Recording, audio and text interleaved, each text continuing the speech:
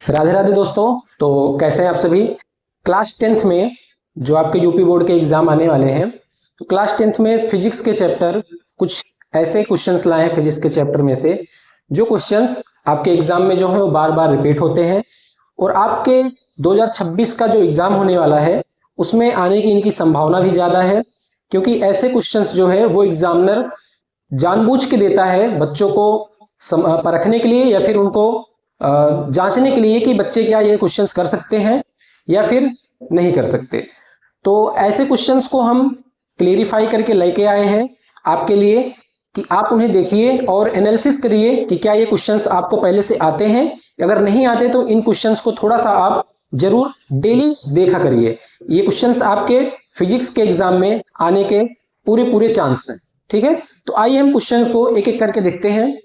Questions आपके जो हैं, पहले अति लघुत्तरीय प्रश्न में जो आपके छोटे प्रश्न होते हैं जिसमें कुछ ही शब्दों में हमें उसे आंसर देना होता है। अति लघुत्तरीय में आप देख रहे हैं कि पहला क्वेश्चन जो है वो है ओम का नियम लिखिए। पहला क्वेश्चन है आपका ओम का नियम लिखिए। दूसरा क्वेश्चन है विद्युत धारा का एसआई मात्रक क्या है। आप जानते हैं ये सब सिर्फ वन लाइनर क्वेश्चन है ना, क्योंकि आपके एक एक नंबर इंपॉर्टेंट है, आपकी एक एक नंबर इंपॉर्टेंट है, इसलिए आपको बहुत ही बारीकी से ध्यान देते हुए पढ़ना है। अभी आपके एग्जाम में बहुत वक्त है, लेकिन फिर भी आप बहुत अच्छे से इसकी तैयारी करिए। तीसरा क्वेश्चन हम देखेंगे उत्तल दर्पण और अवतल दर्पण में अंतर लिखिए। उत्तल दर्पण और उत्तल दर्पण में अंतर। आवर्धन किसे कहते हैं। फ्यूज तार क्यों पतला होता है। अभी मैं आपको सिर्फ क्वेश्चंस बता रहा हूं, इन्हीं क्वेश्चंस को आपको अच्छे से तैयार करना है। फ्यूज तार क्यों पतला होता है, ऐसे क्वेश्चन भी पूछे जाते हैं। दीर्घ उत्तरीय प्रश्न में जो आपके थोड़े से बड़े होंगे, है ना, आपके लंबे क्वेश्चन हैं जिन्हें हम लॉन्ग क्वेश्चन कहते हैं, लॉन्ग आंसर टाइप।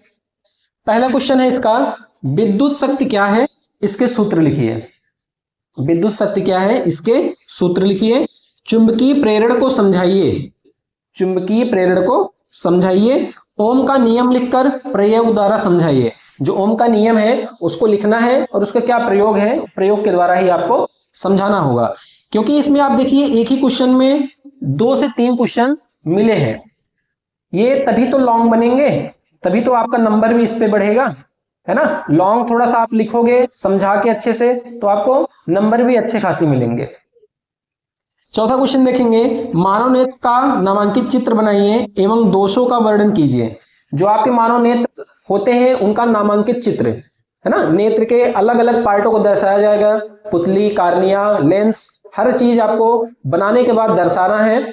उसके बाद कह रहा है दोषों का भी वर्णन करना है आपको कि मानव नेत्र में कौन कौन से दोष होते हैं, दूरदृष्टि दोष, निकट दृष्टि दोष, जैसे जो दोष भी होते हैं उनको भी हमें बताना है, ये दोष कब होते हैं, है ना, किसको कौन सा दोष है, उसका क्या कारण है, तो ये चीजें भी हमको बतानी है। तो आप ये क्वेश्चन सारे देख सकते हैं, आप इनको नोट कर लीजिएगा अच्छे से। इनके अलावा कुछ इंपॉर्टेंट क्वेश्चंस और हैं, इसके बाद हम आपको वो क्वेश्चन बताते हैं। आप लोगों ने अति लघुत्तरी और लघुत्तरी ये तो आप लोगों ने देख लिया। कुछ इंपॉर्टेंट, उनके अलावा कुछ ऐसे इंपॉर्टेंट क्वेश्चंस जो हाल फिलहाल में आपके एग्जाम्स में पूछे गए हैं और आगे भी पूछे जाएंगे, है ना।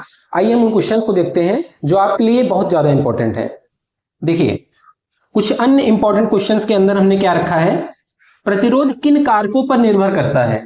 प्रतिरोध जो आपका होता है रेजिस्टेंस, वो किन कारकों पर निर्भर करता है। आपको भी पता है कि अब हम एक एक टॉपिक को आपको पढ़ा नहीं सकते, क्योंकि आपको पढ़ाने का इतना समय नहीं है। आपने हर एक टॉपिक पढ़ लिया होगा, अपना हर पूरा सिलेबस जो है वो कंप्लीट कर लिया होगा। आपको काम है तो अब सिर्फ उसका रिवीजन, ठीक है, और रिवीजन वो भी एक सही दिशा में, सही निर्णय के साथ। तो रिवीजन तो हम पूरे के पूरे टॉपिक का कर नहीं सकते हैं, है ना। तो उसके लिए हमें क्या करना है, एक रणनीति बनानी है। जो भी इंपॉर्टेंट क्वेश्चन मिले हमको उनको देखते हुए चलना है।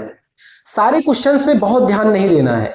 जो क्वेश्चंस पूछे जा चुके हैं या फिर अभी आपके पूछे जाने वाले हैं 2026 में, है ना, जो इंपॉर्टेंट है बस उन्हीं को आपको देखना है, ठीक है। क्योंकि अभी हम यहाँ एक एक चीज टॉपिक को क्लियर करें, पढ़ाएं, तो इतना भी आपके पास समय नहीं है कि आप लोग उस चीज को लाइव क्लास में, यूट्यूब क्लास में आप उसे पढ़िए। लेकिन हम आपको क्वेश्चन तो बता सकते हैं, एनालिसिस तो करा सकते हैं आप लोग को कि कौन से क्वेश्चंस के आने की संभावना अधिक है। ठीक है, तो उसी बेस पे हम पहला क्वेश्चन देखते हैं, प्रतिरोध किन कारकों पर निर्भर करता है। दूसरा, फोकस दूरी की परिभाषा लिखिए। फोकस दूरी की परिभाषा लिखिए। फोकस दूरी से आपके बहुविकल्पी में भी क्वेश्चन पूछे जाते हैं, बहुत ही इंपॉर्टेंट है ये फोकस दूरी। ओजोन परत का महत्व बताइए, है ना। हर एक क्वेश्चन जो है अपने आप में बहुत ही इंपॉर्टेंट है। ओजोन परत का महत्व बताइए। ग्रीन हाउस प्रभाव क्या है, ग्रीन हाउस प्रभाव क्या है। ये जो भी टाइप्स के क्वेश्चन बनते हैं उसमें ये जरूर रहता है। फिजिक्स के कितने भी टाइप के क्वेश्चन क्यों ना बन जाए, उसमें हाल फिलहाल में ये रहता ही है, ग्रीन हाउस का प्रभाव।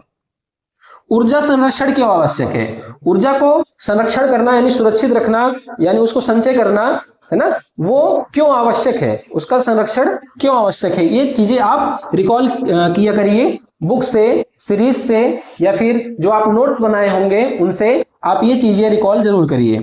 जैव गैस संयंत्र का चित्र व लाभ बताइए। जैव गैस का संयंत्र, है ना, और उसका चित्र बनाना है। जैव गैस कैसे बनाया जाता है, उसका पूरा संयंत्र, उसके संरचना के आधार पे पूरी संरचना आपको दिखानी है, और उनके लाभ क्या हैं, उनको बनाने से क्या क्या लाभ होते हैं, ये आपको बताना है। ठीक है, तो आपको सिर्फ इतना ध्यान देना है, जो भी इंपॉर्टेंट क्वेश्चन है आप उनको नोट करते रहिए, उनको डेली पढ़ते रहिए। ठीक है, और ऐसे ही इंपॉर्टेंट क्वेश्चंस हम सब्जेक्ट वाइज आपको देते रहेंगे। आज हमने आपको फिजिक्स के क्वेश्चंस दिए हैं, फिर हम आपको केमिस्ट्री के भी देंगे और बायोलॉजी के भी देंगे। बाकी हमारा मैथ का तो आप बहुविकल्पी क्वेश्चन देखते ही होंगे। बहुविकल्पी क्वेश्चन भी बहुत ही इंपॉर्टेंट क्वेश्चन हम लेके आते हैं आपके लिए। आप शॉर्ट्स में जाएंगे तो वहां आपको मैथ से रिलेटेड बहुत सारे क्वेश्चन बहुविकल्पी में मिलेंगे। साइंस के भी क्वेश्चन आपको बहुविकल्पी में लेके आते हैं। जो क्वेश्चंस हाल फिलहाल में पूछे गए हैं प्रीवियस ईयर में या फिर आपके 2026 में पूछे जाने की बहुत ज्यादा चांसेस हैं। ठीक है, तो मिलते हैं आपको अगले वीडियो में। वीडियो अच्छा लगा हो तो वीडियो को लाइक करिएगा, चैनल को सब्सक्राइब करिएगा। तब तक के लिए राधे राधे, जय हिंद।